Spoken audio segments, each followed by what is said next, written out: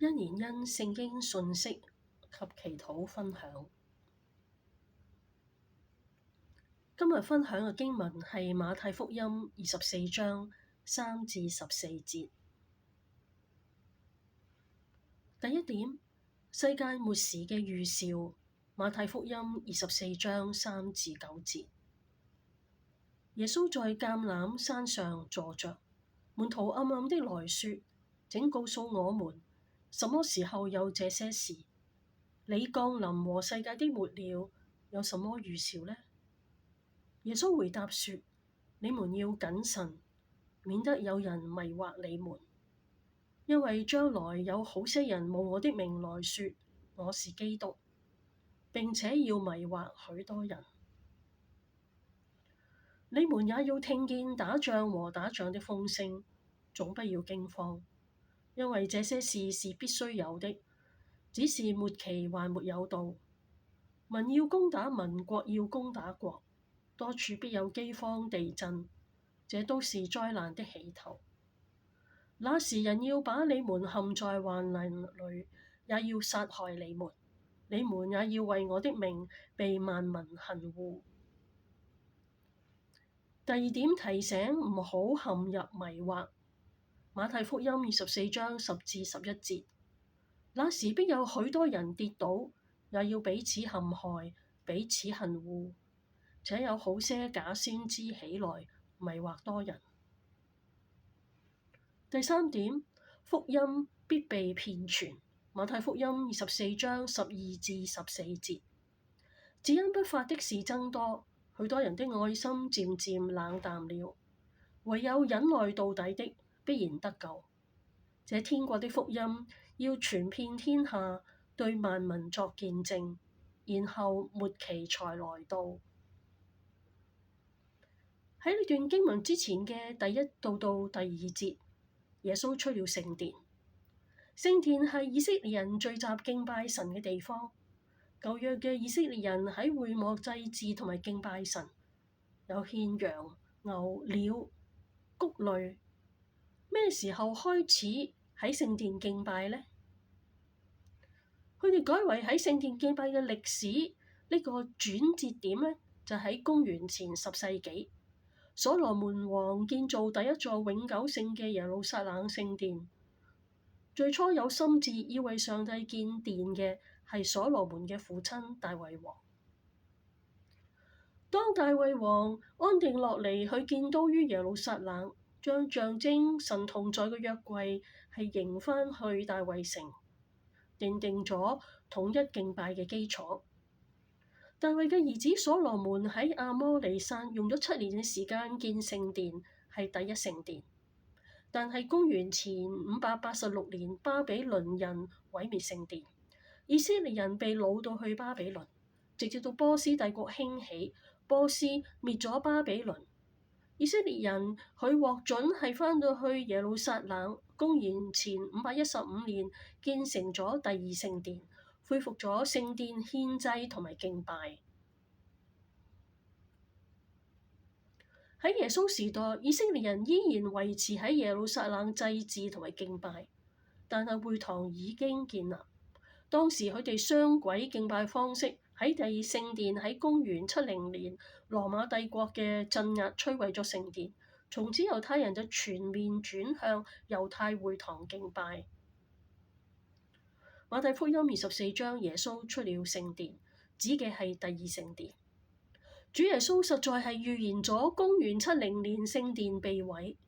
主耶穌佢講到一塊石頭唔留喺另一塊石頭上面，引發咗門徒嘅詢問有關末世嘅事情。因為聖殿象徵咗神嘅同在，神嘅榮耀。神嘅榮耀離開，莫非世界發生咗咩事情？莫非人嘅歷史要到盡頭？門徒似乎喺耶穌受難週之前意識到耶穌將來會有一場嘅降臨，但耶穌被釘嘅時候，聖經記載門徒仍然係絕望，仍然係未明白耶穌曾經講過，直至耶穌復活向佢哋顯現，門徒先至明白主耶穌係超越死亡。耶穌回答：第四節，你們要謹慎，免得有人迷惑你們。耶穌嘅提醒同埋警告主要係3點：假先知同假基督嘅出現。喺聖經裏邊，喺舊約當中，我哋知道巴蘭係假先知嘅典範。雖然佢能夠同上帝溝通，但係佢卻係去千方百計去勾引以色列人呢係拜偶像，使到佢哋陷喺罪裏邊。佢係一個假先知。今日喺唔同嘅地方，亦都有啲異端有假先知。全能神教會佢哋講女基督，耶穌基督已經翻嚟啦，但係女基督呢啲係假嘅教導，我哋要小心。打仗同埋打仗嘅風聲，現在已經係有打仗，亦都不住嘅有打仗嘅風聲。聖經已經預言咗喺末後嘅日子，願我哋都係能夠忍耐到底，必然得救。民攻打民，國攻打國，饑荒、地震嘅發生，現在已經係末世嘅末世。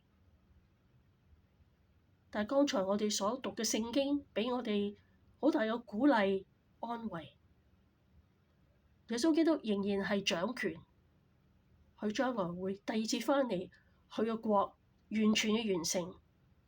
現在係 already but not yet， 依然未然。而且福音係會遍傳。我哋今日主要祈禱嘅事項，第一係繼續為到委內瑞拉地震後嘅重建家園代禱，求主幫助失去家人同埋家園嘅人民，保守政府、社區、教會、慈善團體扶持同埋安慰災民。喺中國四川省宜賓市高縣，我哋都為佢代禱。喺6月29號呢，亦都係發生咗5.5級嘅地震，震源深度係6公里，房屋係輕微受損，有落石，暫時知道有13人輕傷。台灣花蓮縣嘅秀林鄉喺6月29號亦都係有3.6嘅地震。呢個係委內瑞拉嗰個地震嘅圖片，咁但係亦都係傳嚟好消息，係有過咗10幾個鐘頭呢，係有嬰孩呢係獲救。我哋感謝主嘅憐憫，亦都為到日本本州東部附近海域喺6月28號，亦都係發生咗5.9級強烈嘅地震。咁日本亦都係一個常常有地震嘅地方。咁中國青海省6月28號，亦都係發生4.2同3.1級嘅地震。我哋呢個時間，我哋先安靜，為到剛才所提嘅地震嘅地方，災民你有祈禱，然後帶大家一齊去禱告。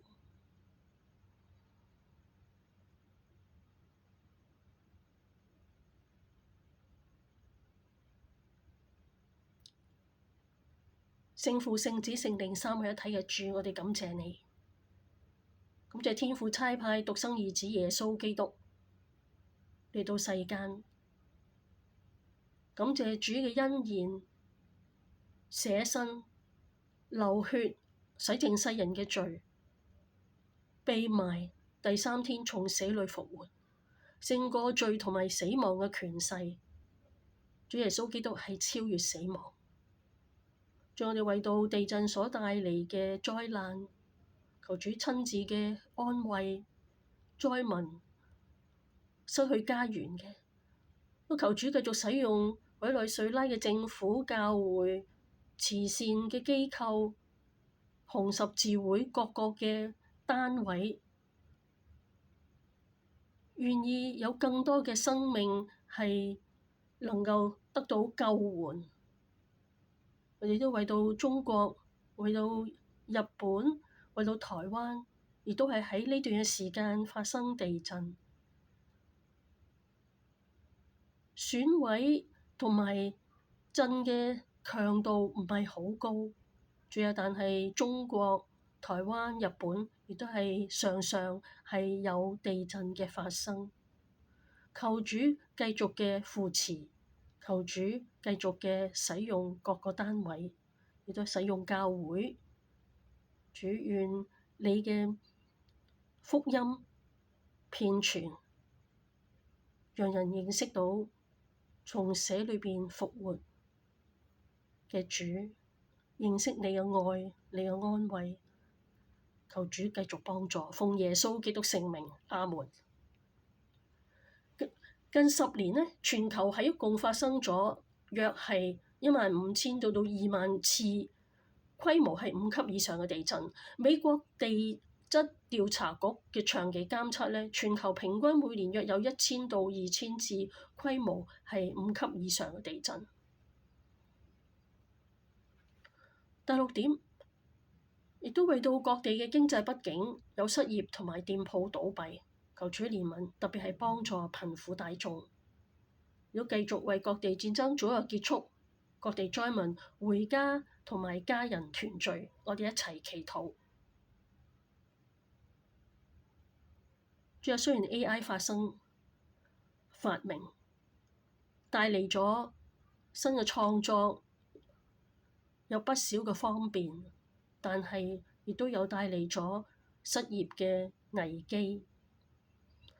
全球已經有不同地方有店鋪倒閉，有人民失業。主，我哋願意，我哋喺呢個時間係更加謙卑喺神嘅面前，唯有你係神。主，願意人喺絕望嘅裏邊更加認識生命創造嘅主。神係光，在他毫無黑暗。越喺艱難嘅時候，願我哋越係能夠回轉歸向你。